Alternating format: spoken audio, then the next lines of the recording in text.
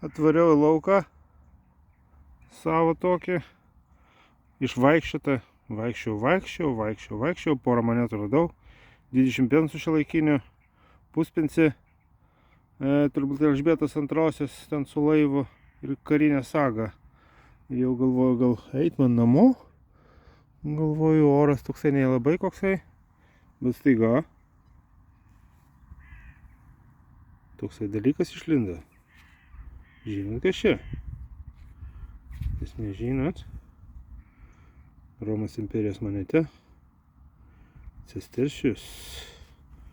Didelė tokia šaibikė.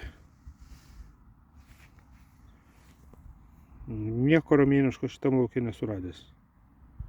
O, kaip įdomu. Skilo. Nežinau, ar aš čia su kastu netyčia užgavau ją.